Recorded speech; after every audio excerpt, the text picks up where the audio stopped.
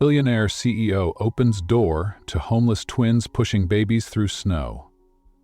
What he discovers breaks his heart.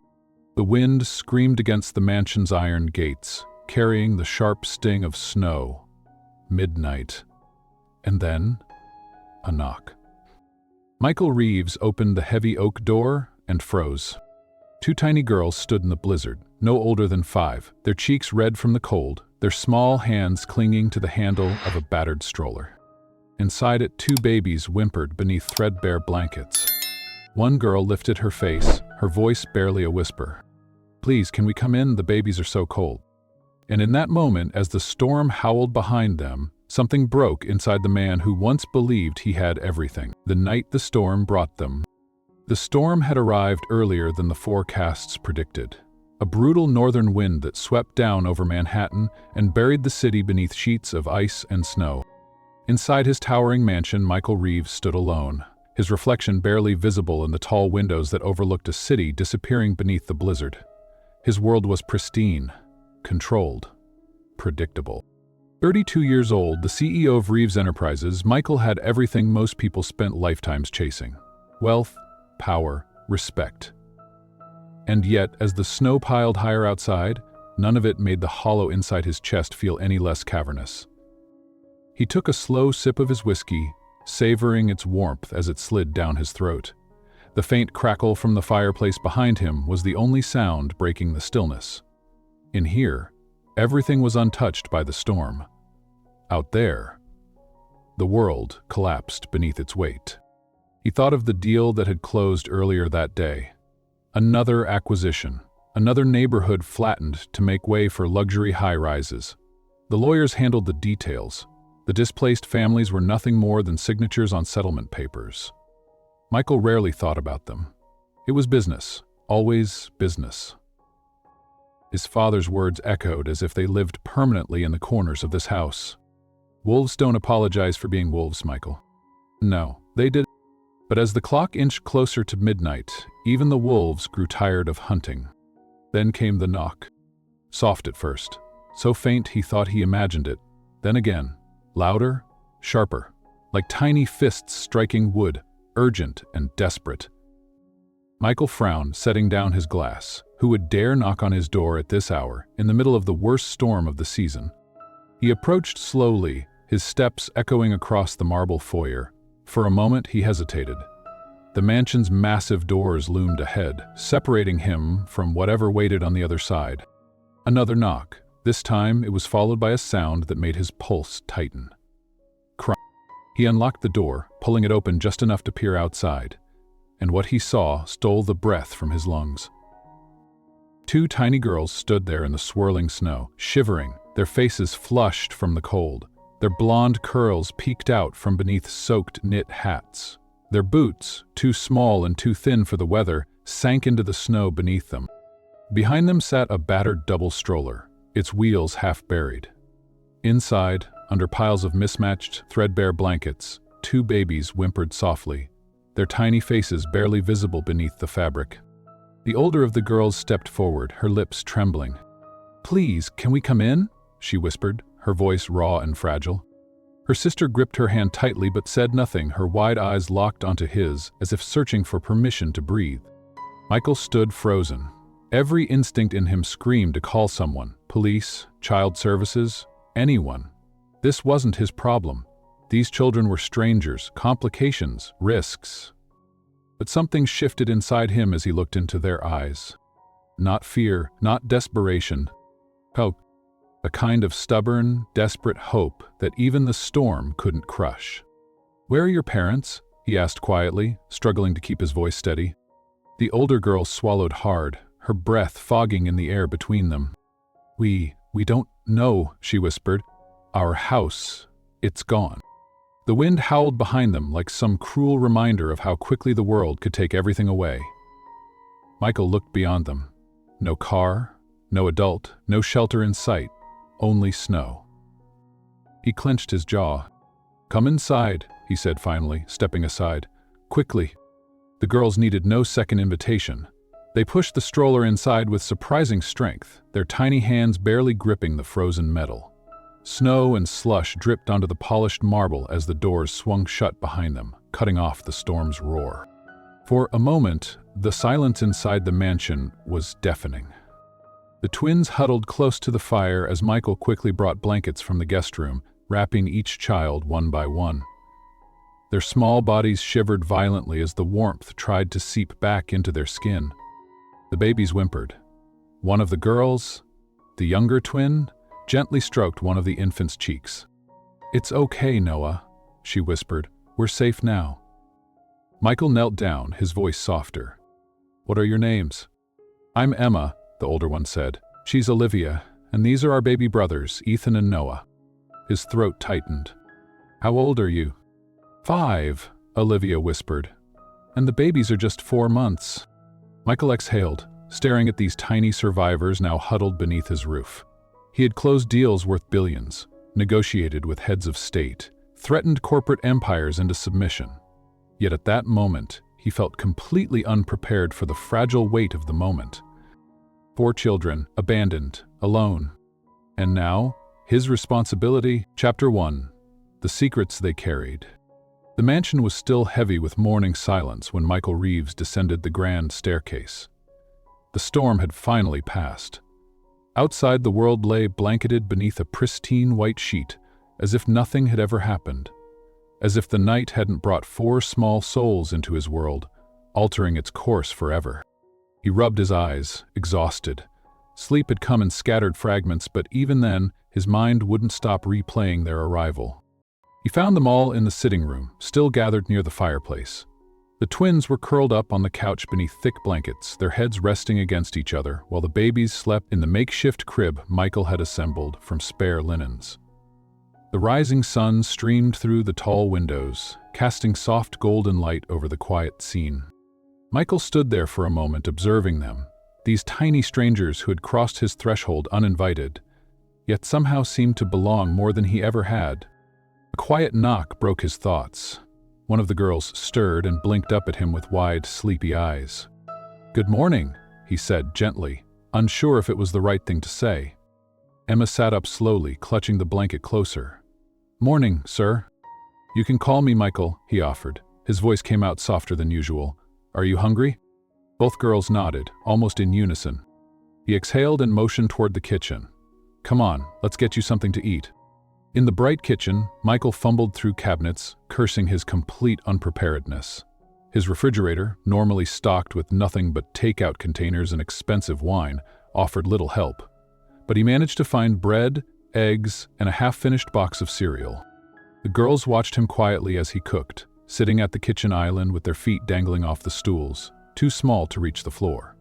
The babies slept nearby in their stroller, wrapped tightly. "So," Michael said, trying to sound casual as he flipped the eggs, "where exactly did you come from last night?" The twins exchanged a glance, one of those silent conversations that siblings seem to share. "It was our house," Emma finally answered. "But it's gone now." "Gone?" Michael frowned. "You mean destroyed?" Olivia nodded, her voice barely above a whisper. "There were big yellow machines. They pushed everything down." Michael froze, the spatula hovering above the pan. A cold knot twisted in his stomach. "Yellow machines." His mind immediately flashed to demolition equipment. Bulldozers, cranes, machines his company used every day to clear neighborhoods for new developments. He forced his voice to stay calm. "Do you remember where your house was?" Emma shook her head. "We don't know the name. Mommy always called it our safe place." "And your mother?" Michael pressed carefully. "Where is she?" This time, the girls went silent. Their eyes darkened, their tiny faces crumpling just slightly. "She left us with the babies," Olivia whispered, looking down at her lap. "She said she'd be back soon, but it's been a long time." "How long?" Michael asked, his voice tightening despite himself. Neither answered.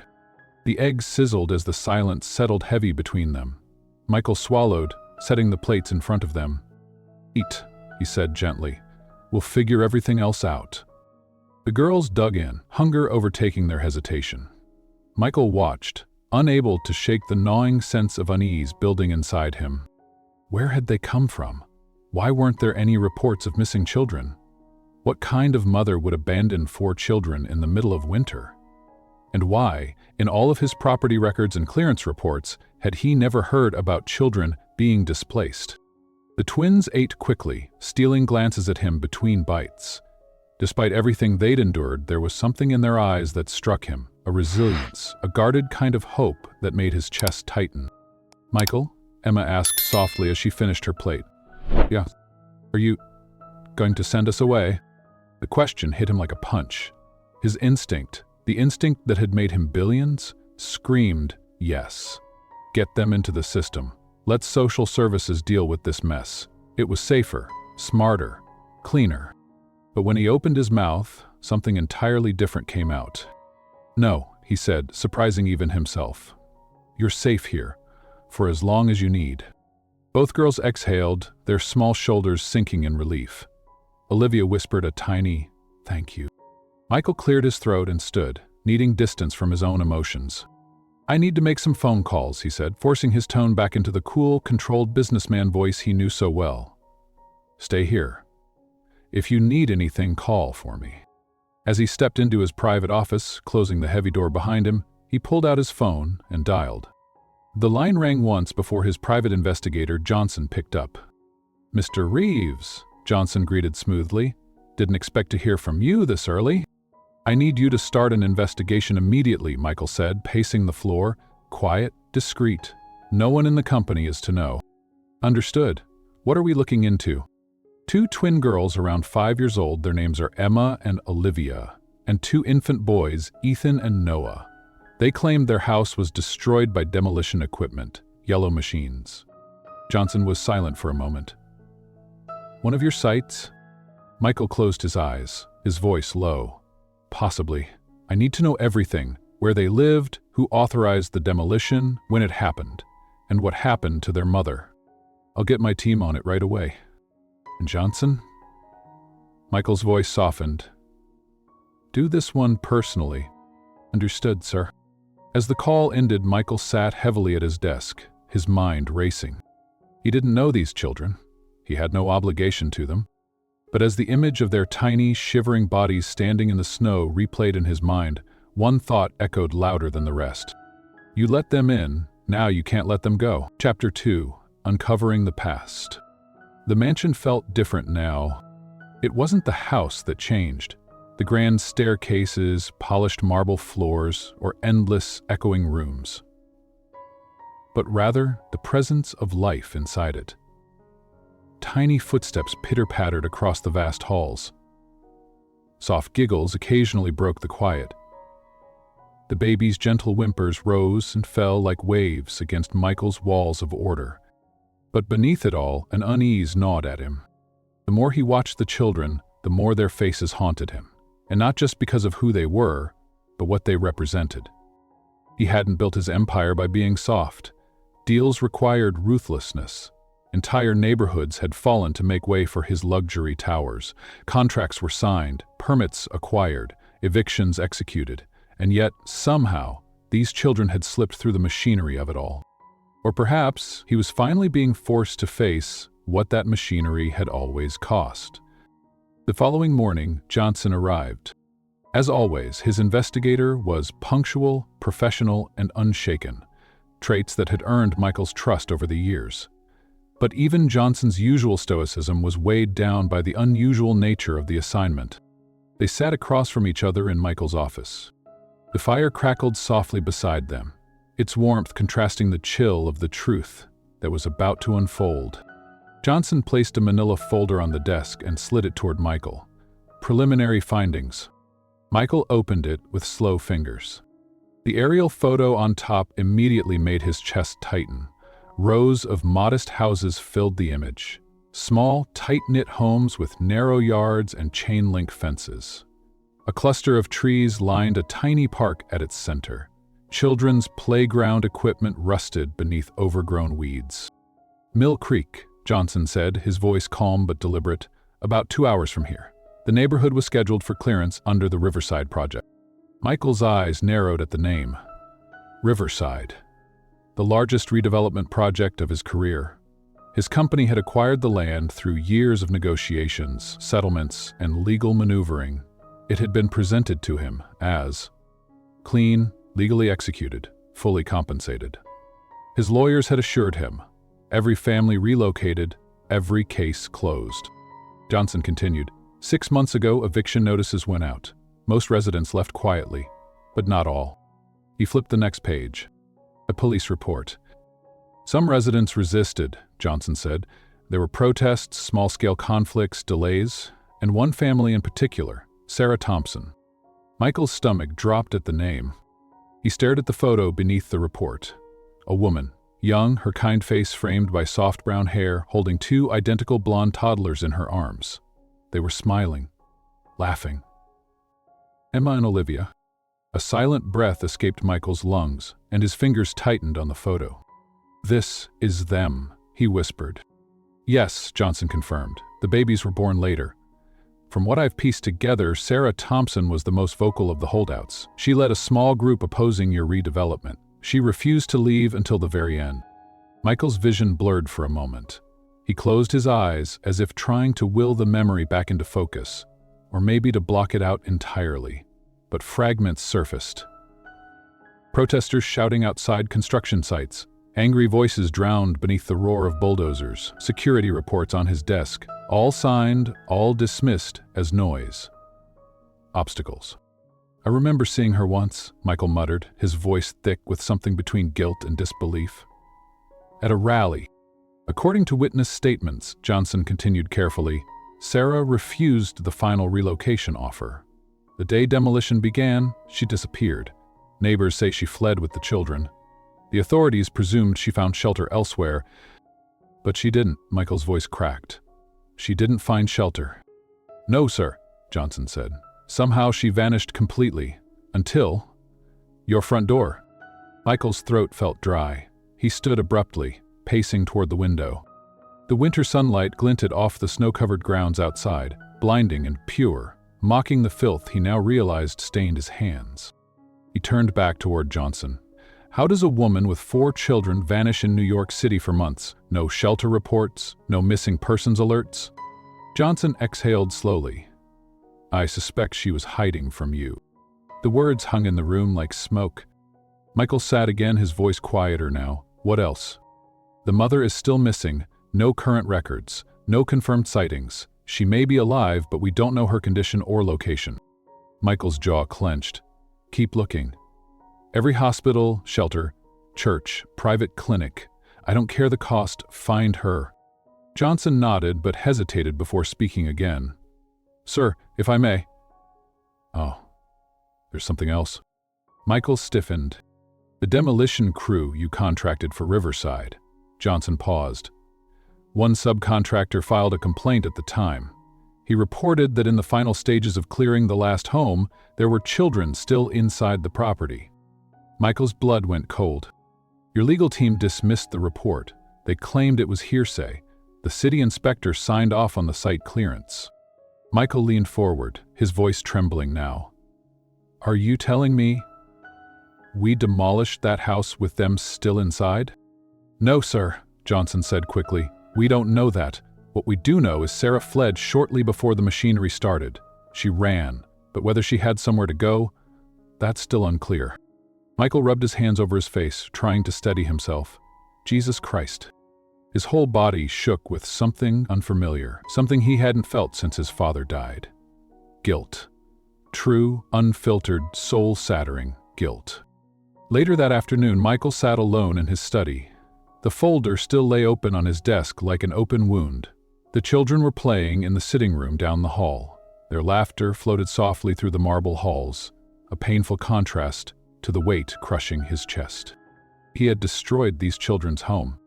He had pushed their mother into hiding. And now, by sheer chance, or cruel fate, they had landed at his door, seeking shelter from the storm he had created. They didn't know. Not yet. But how long could he keep the truth from them, from himself? He leaned back, staring at the ceiling. How do you ask for forgiveness from children who don't yet know you're the reason they needed saving? Chapter 3. The Bond That Grows. The days that followed fell into a rhythm Michael never imagined for himself.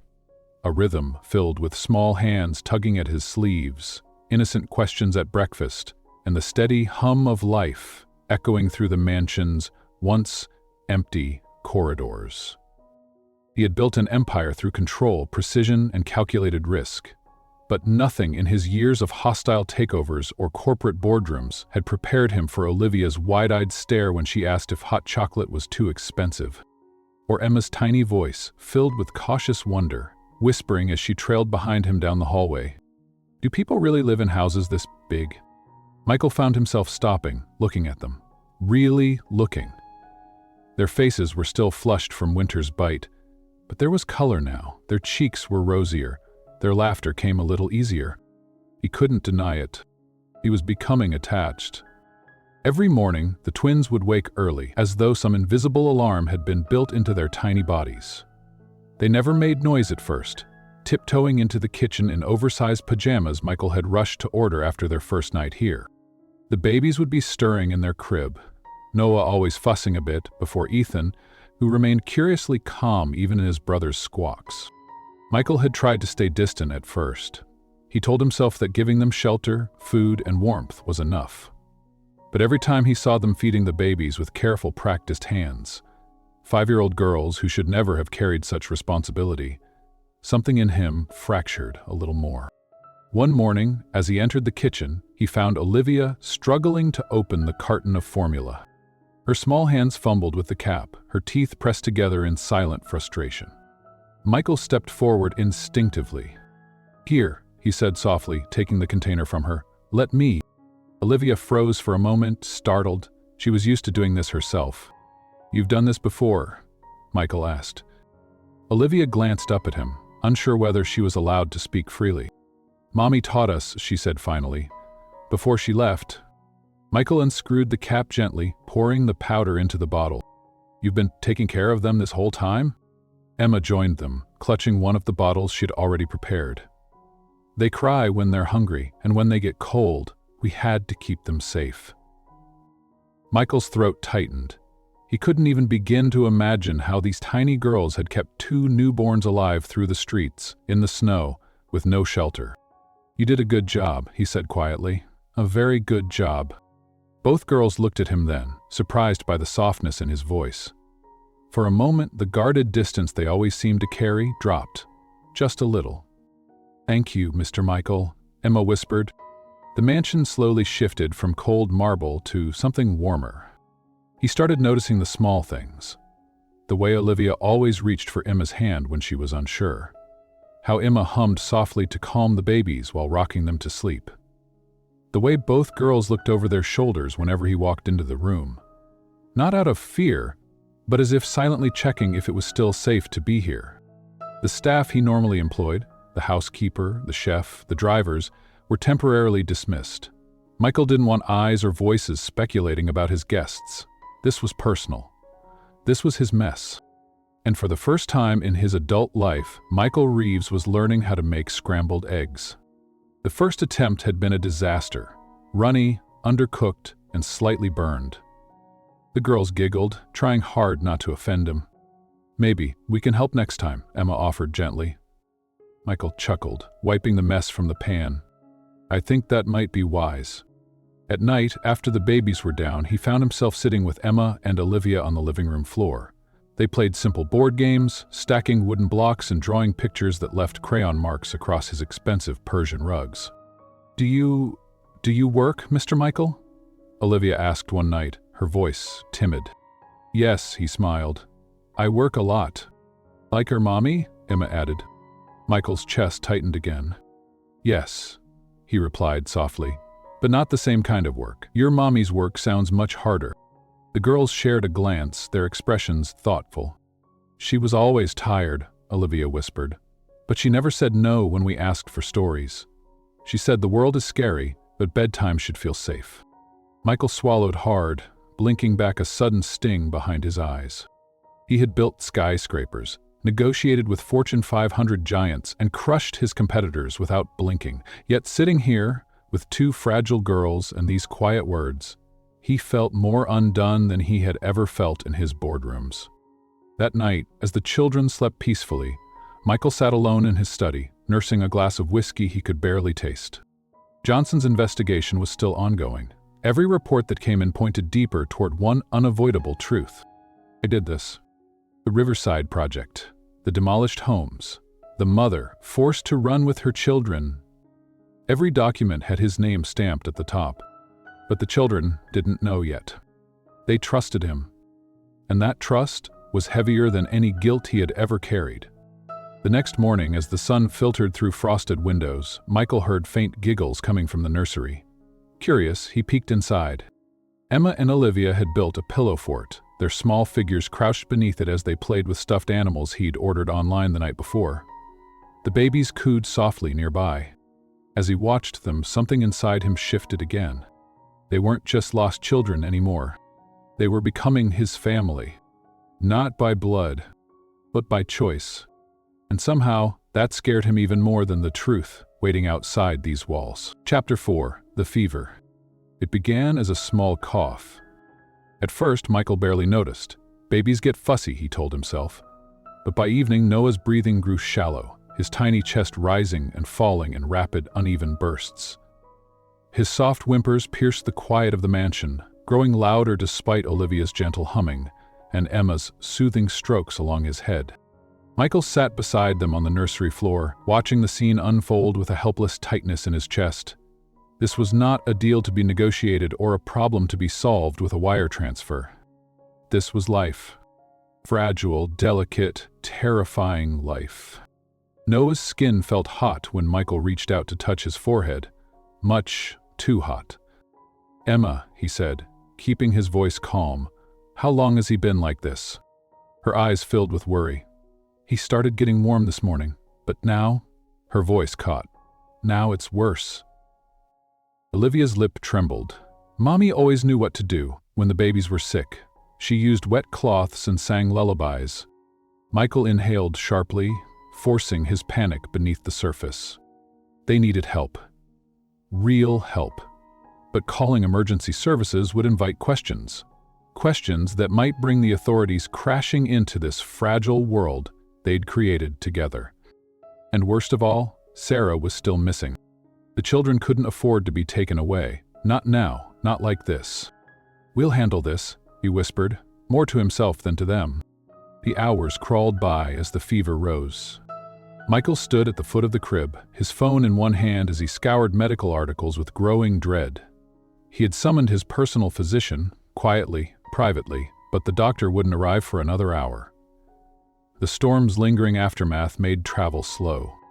The girls sat nearby, each holding one of Noah's tiny hands. His flushed face glistened with sweat. Ethan, in the second crib, whimpered quietly, sensing the distress in the room.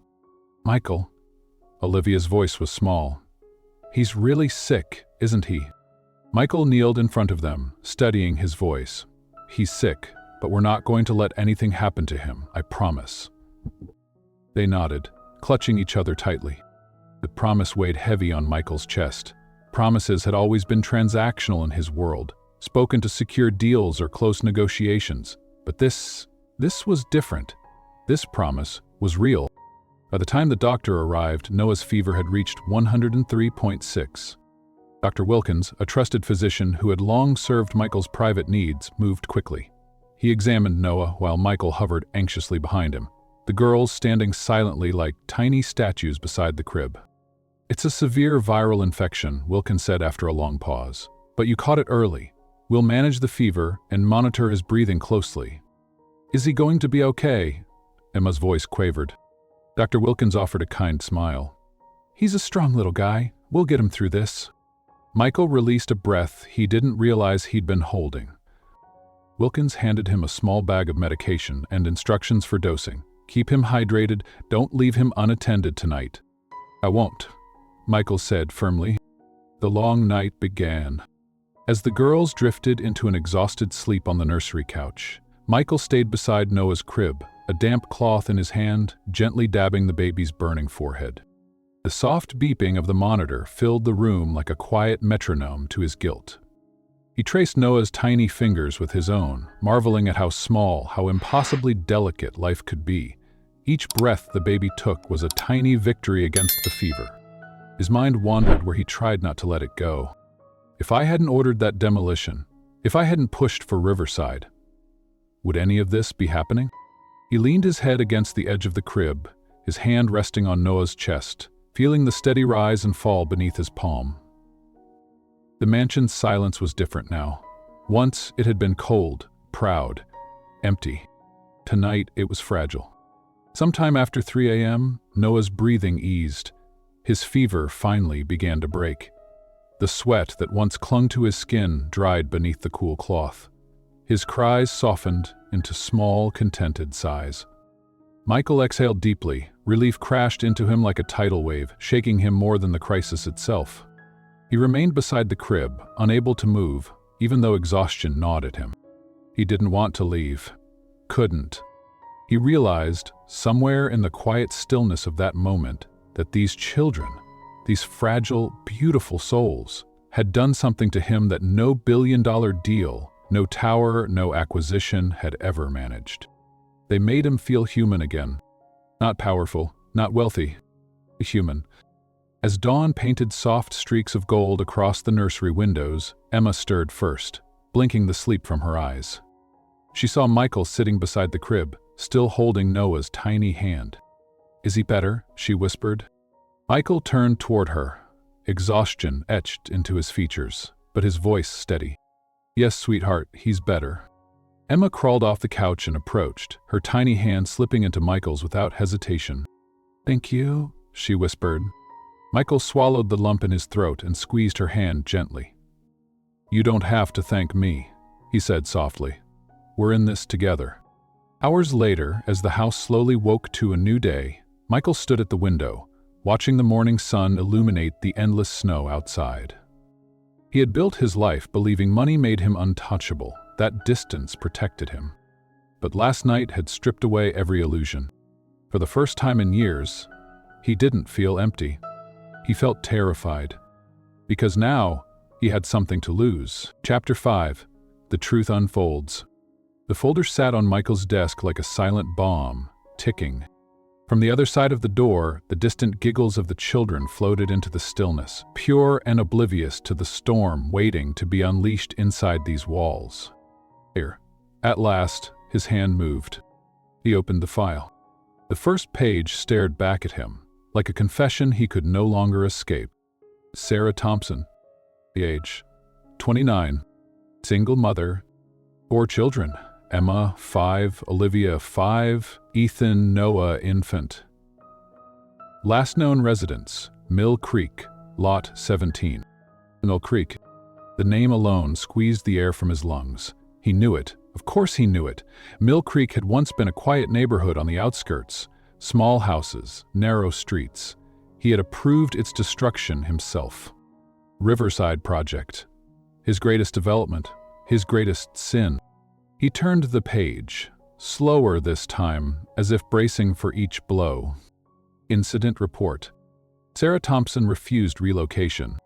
Multiple eviction notices issued. Protests escalated. Final demolition proceeded under city ordinance. Mother and children unaccounted for after clearance. His stomach tightened. Photographs came next. There she was, Sarah, standing defiantly outside her small house. Arms wrapped protectively around 2 little girls. Smiling girls. Emma and Olivia. Their bright eyes had stared into a camera, innocent, unknowing, with bulldozers looming behind them like monsters waiting to strike. Michael's fingers trembled as he traced the image. He remembered the reports that crossed his desk back then. Delays, protesters, minor resistance. Legal handled it. It was nothing, just noise. But it wasn't noise. It was their lives. And now, those same little girls were sleeping upstairs in his home, trusting him to keep them safe. He shut his eyes, his breath catching in his throat. A soft knock pulled him back. "Come in," he said, his voice tight. The door creaked open, and Emma peeked inside, small and sweet in her oversized pajamas. "Mr. Michael?" He forced a smile that didn't reach his eyes. "Yes, sweetheart. Could you read us the bedtime story again?" He paused, swallowing the lump rising in his throat. "I'll be right there." She beamed, closing the door gently behind her. And then, silence. They didn't know. They had no idea that the man who now read them stories at night, who brought them hot meals and warm beds, was the very reason their world had shattered. His chest ached beneath the weight of it. Hours later, long after the house had gone still, Michael sat once more at his desk, staring at Sarah's picture. He whispered to the silence, "I did this." He had spent his entire career justifying every decision, every eviction, every demolition, as progress, business, growth. But behind every paper he signed were faces, families. Like Sarah, like Emma, like Olivia, like Ethan and Noah. And now, by some cruel twist of fate, their broken pieces had landed in his hands. The following morning, Johnson arrived with more. "She's alive," Johnson said. "We found her." Michael's pulse quickened. "Where?" "St. Mary's Hospital. She's been there for weeks under a false name. Severe injuries? No ID, but we confirmed it's her." Michael stood up slowly, as if his legs weren't fully under him. "She survived. She fought for those kids," Johnson nodded. "Even half-conscious, she stayed alive for them." Michael exhaled sharply, steadying himself. "Move her. Transfer her to private care, the best doctors. Spare nothing." Johnson nodded. Already in motion. Michael collapsed back into his chair, his voice dropping to a whisper. "I need to see her." That night, as he stood quietly outside the children's room, he watched Emma gently pull Olivia's blanket higher, kissing her sister's forehead before slipping into bed herself. They trusted him now, blindly, completely. Michael leaned his head against the door frame, his hands curling into fists. He was no longer afraid of his lawyers, his investors, or his board. He was terrified of one thing: the moment these children would finally learn who he really was. The man who destroyed their home. The man who tore their mother from them. The man they now called safe. Chapter 6. The Search for Sarah. The next morning, before the sun had fully risen, Michael sat in his office gripping his phone like a lifeline. His voice, usually cold and measured, trembled ever so slightly. "Johnson, I want this done quietly. No media, no leaks. No one outside this house knows anything." "Understood, sir," Johnson replied without hesitation. "The transfer team is standing by." Michael ended the call and exhaled deeply. His gaze drifted toward the soft murmur of children's voices down the hall. Emma and Olivia were playing with blocks, their laughter light and unburdened. Ethan and Noah cooed in their crib, unaware of how close and yet how far their mother still was. Sarah was alive. Barely, but alive. And now, for the first time since that blizzardy night when two tiny fists knocked on his door, Michael felt something he hadn't dared to feel. Hope. But with it came something else. Fear. Because seeing Sarah meant facing the full weight of what he had done. By midday, everything was in motion. An unmarked private ambulance arrived at St. Mary's Hospital under Johnson's supervision. Sarah was transferred gently, carefully, her fragile body resting against the soft linen of a private stretcher. Machines beeped rhythmically beside her as the doctors worked in low, urgent voices. She never stirred. The bruises had faded some, but the thinness of her frame, the paleness of her skin, it all told the same story. A woman who had carried her children through hell and somehow survived. That evening, Michael entered her new hospital room for the first time. He stood at the doorway for a long moment, his heart hammering against his ribs. Sarah lay in the hospital bed beneath soft white sheets. Her chest rose and fell in shallow, steady breaths. A thin IV line snaked from her arm. The faintest light from the city outside spilled across her face, illuminating the weariness carved into her features. For weeks she had been alone, and now, here he was, the architect of her pain, the man who had written the orders that destroyed everything she once called home. He took a slow step forward, his polished shoes almost too loud against the sterile floor. Her eyes fluttered open. At first they were unfocused, groggy from medication, from exhaustion. But then, slowly, they found him. She stared. There was no panic, no screaming, only quiet confusion. Her voice came out in a dry whisper. "Who are you?" Michael's throat tightened, his voice barely escaped him. My name is Michael Reeves. The moment the words left his mouth, he saw it. A flicker of recognition, of memory. Her breathing quickened, her eyes sharpened, and then, in a voice still weak but laced with quiet fury, she spoke again. You destroyed my home. The words sliced through the air, sharp and clean. Not a question, not an accusation, a statement of fact. Michael swallowed hard. Yes. His voice cracked under the weight of it. I did. He couldn't hide, couldn't justify, couldn't bury it beneath the polished language of contracts or permits. Sarah's gaze remained locked on his, but behind the anger, behind the exhaustion, there was something else. Fear. For her children, for what would happen next. Michael stepped closer but kept his distance. Your children are safe. They're with me. Her lips trembled. Emma? Olivia, the babies? They're safe, he repeated softly. I swear to you. They're here, healthy, waiting for you. Her hand gripped the edge of the sheet, knuckles white. Why, she whispered, her voice breaking, why are they with you? Michael's chest caved inward. He couldn't explain it fully, not yet. How could he explain the storm, the knock on his door, the way those children had melted everything inside him that he once thought was solid stone? He spoke the only truth he could grasp in that moment. Because when they needed help, they found me, and I couldn't turn them away. Tears shimmered in her eyes, sliding silently down her cheeks. My babies, they're really safe. Michael nodded, his voice rough. Yes, I promise you. Her head slowly sank back against the pillow, the tension easing just slightly from her frail frame. And for a long moment, neither of them spoke. Only the steady rhythm of the heart monitor filled the silence, a fragile pulse threading together two broken lives now bound in ways neither had chosen. When he finally stepped out of the room, Michael leaned against the wall, his breath shaking. Johnson was waiting. How did she take it? He asked quietly. Michael's eyes remained fixed on the floor. Better than I deserve. Johnson nodded. The children? Michael straightened, his voice soft but firm. It's time they see her. That night, for the first time in months, Sarah Thompson would see her children again. But Michael knew. This reunion would not erase what he had done. It would only begin to mend what was broken. Chapter 7. The Reunion. The car ride was quiet. In the back seat, Emma and Olivia sat close together, their small hands tightly interlaced. The babies, secured in car seats beside them, stirred softly but remained mostly asleep.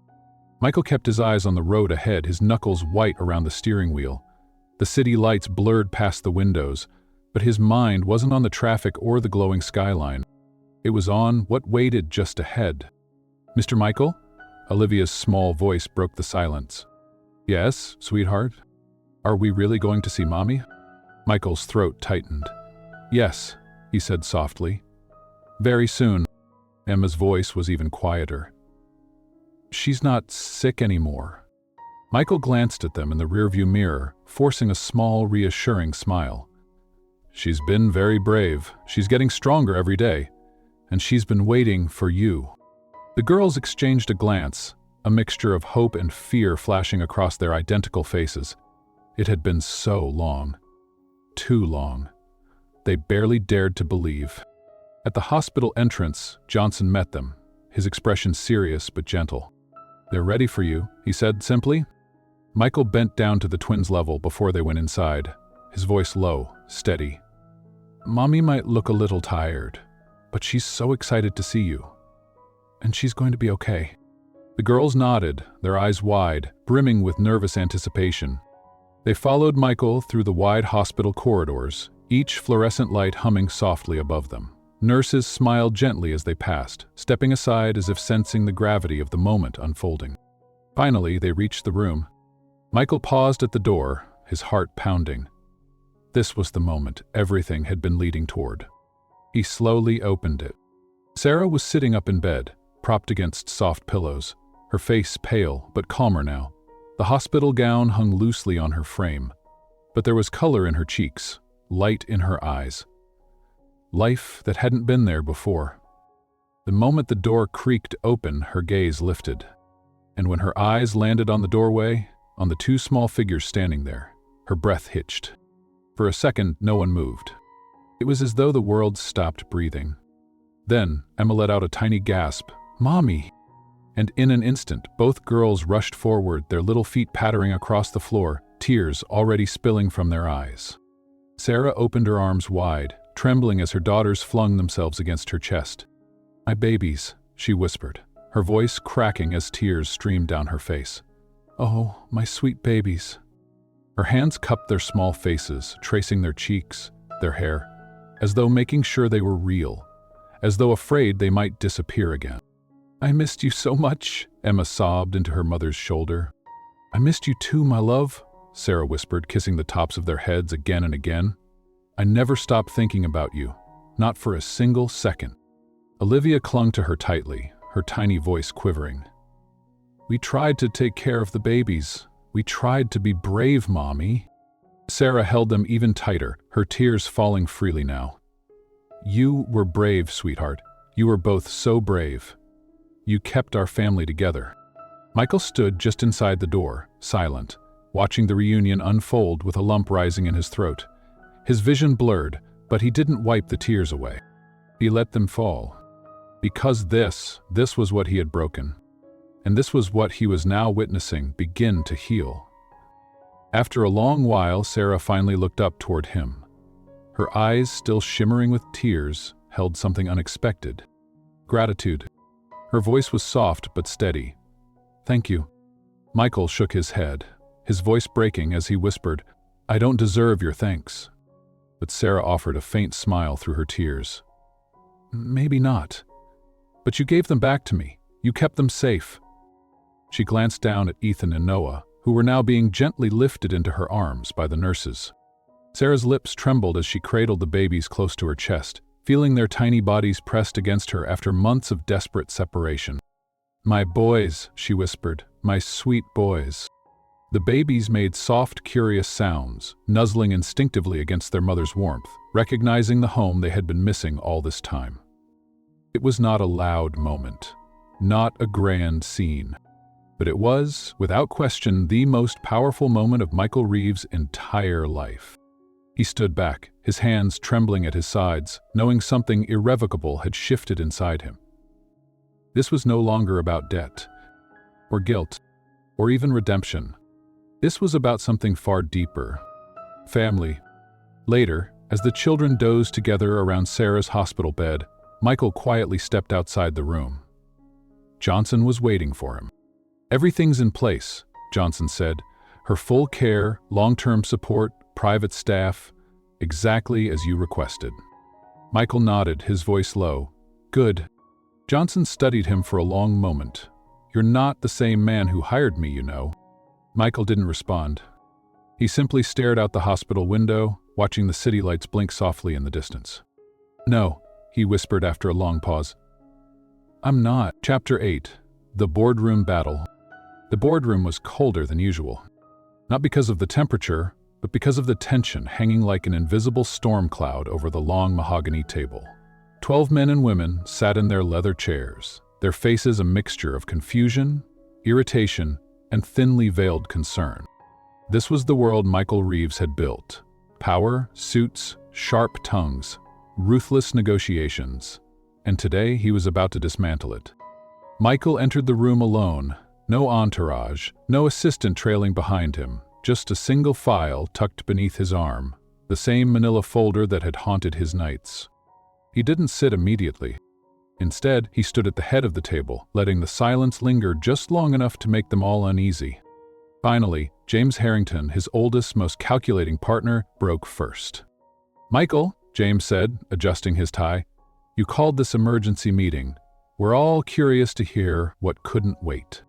The others murmured in agreement. Michael placed the file on the table and calmly sat down. His voice was steady, quiet, but beneath it pulsed something new. Conviction. "I've made a decision," he said. "One that will affect the company. And all of you." James chuckled softly, leaning back in his chair.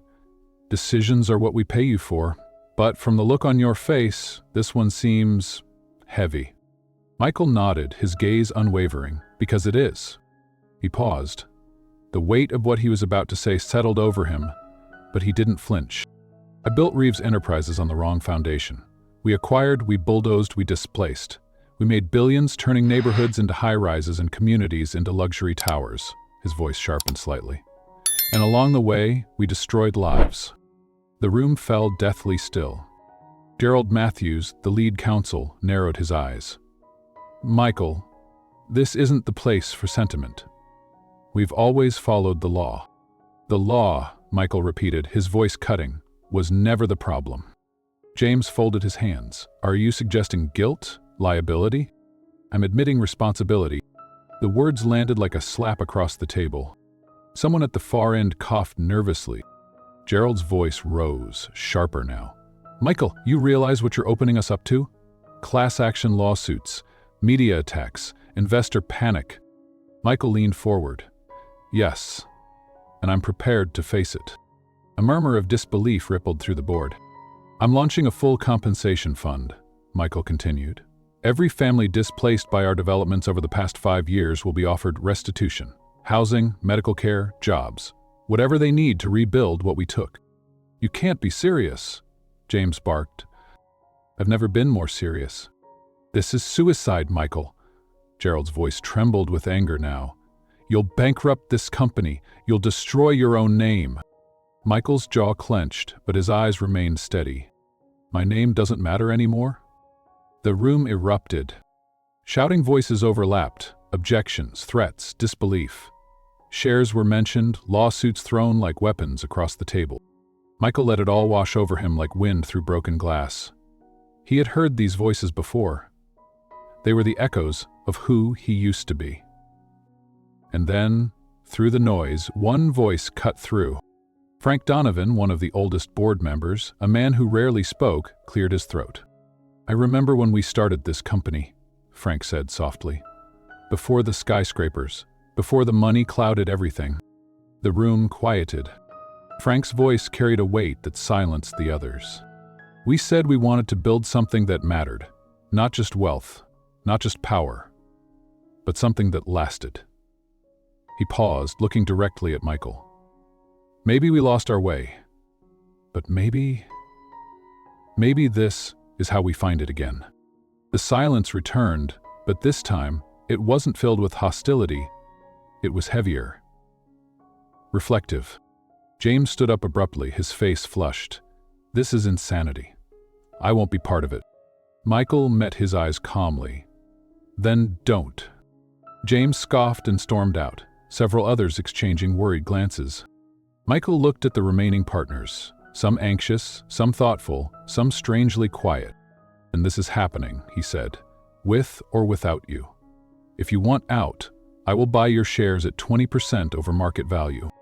No one moved at first. And then slowly, one by one, hands folded, heads nodded. Not everyone, but enough. Enough to begin. Hours later, after the room had cleared and the building grew quiet, Michael stood alone in the boardroom. He looked at the empty seats, the echoes of who he once was still lingering in the polished surfaces. And yet, for the first time, he felt lighter. This was no longer a kingdom built on broken lives.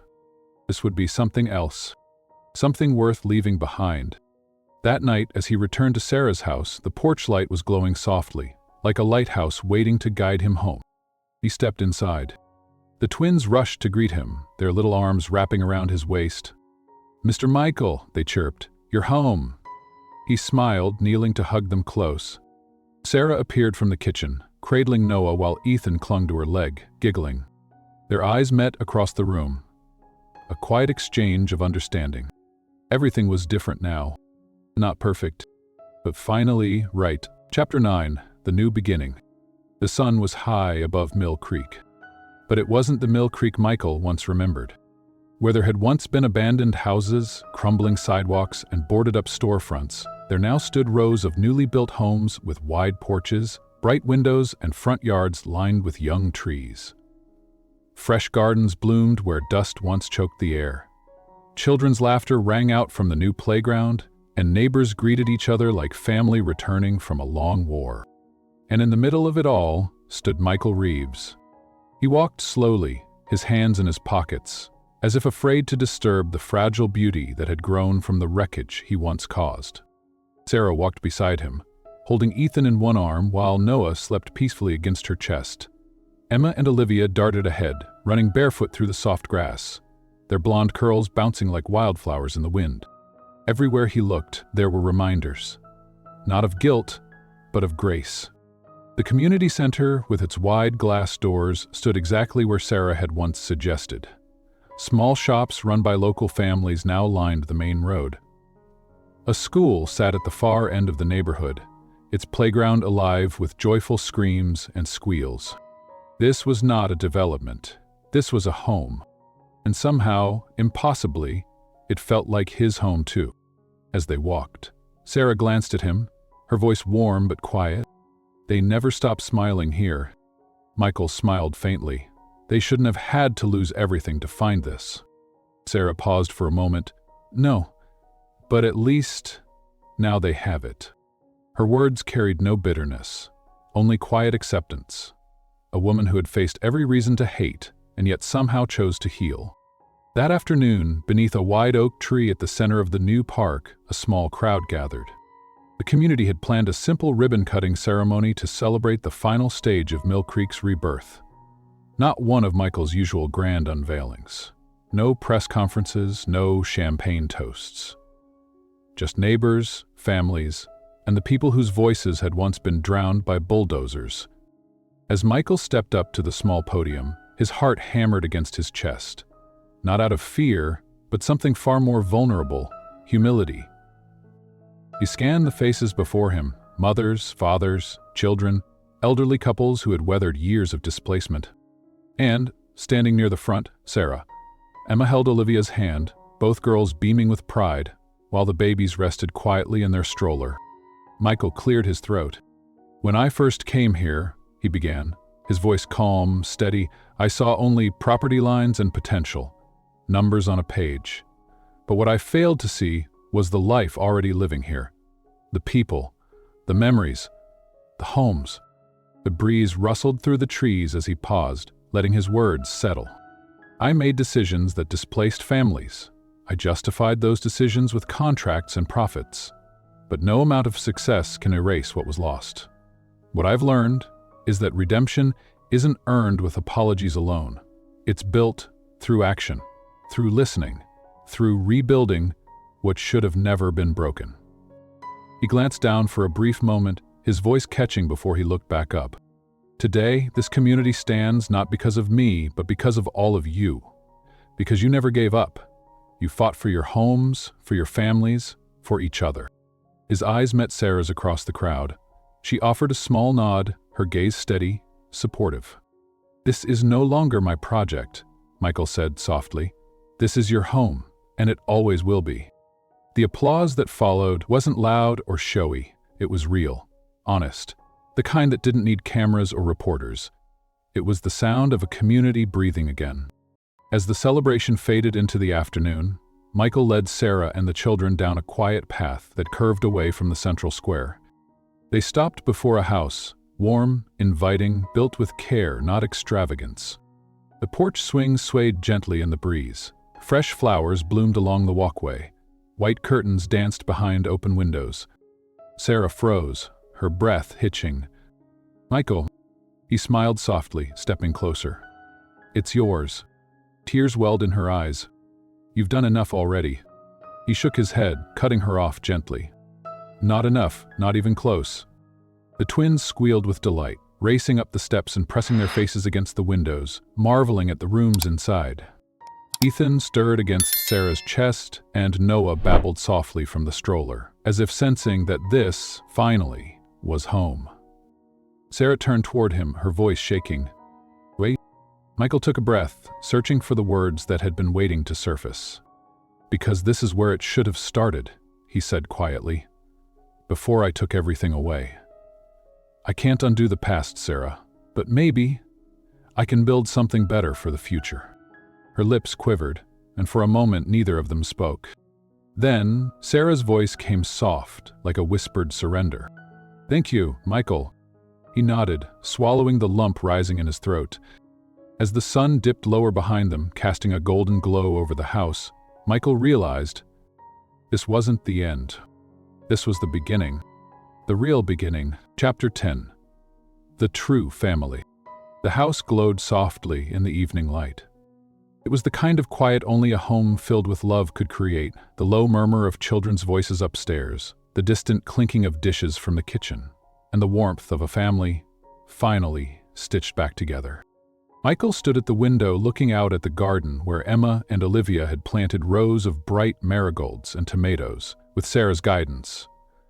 The same garden Sarah once dreamed of, now blooming under the same sun that once watched them lose everything.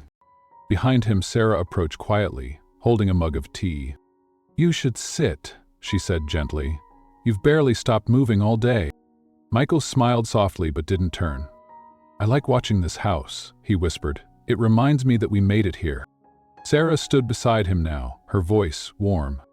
"No, Michael, you made it here." He glanced at her, his eyes soft. "Not alone." She smiled, her gaze following the children as they darted past the living room, chasing one another with uncontainable laughter. "Not alone," she echoed. Later that night, after the children had been tucked in, Sarah and Michael sat together on the back porch. The sky above them stretched wide, stars winking like tiny lanterns against the velvet dark. The twins had insisted on one more story before bed. Michael's version of Cinderella, which always had a strangely business-minded twist that made the girls giggle every time. Ethan and Noah had already drifted off earlier, safe and warm in their cribs. For a long moment, neither of them spoke. The quiet between them had become something safe now, no longer uncomfortable, but shared. And then Sarah broke the silence. "Do you ever think about how different this could have been?" Michael exhaled, his hands clasped together loosely in his lap. "All the time." He paused, his voice growing softer. "If they hadn't knocked on my door that night, if that storm hadn't led them to me," his throat tightened. "I don't even want to imagine where I'd be." Sarah studied him, her eyes kind but knowing. "You weren't meant to find them, Michael."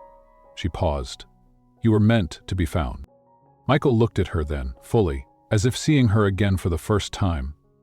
The woman who had every right to hate him, but instead had chosen to stand beside him. Not because she forgot what he'd done, but because she saw who he was now. Her voice trembled. "I never thought I could forgive you.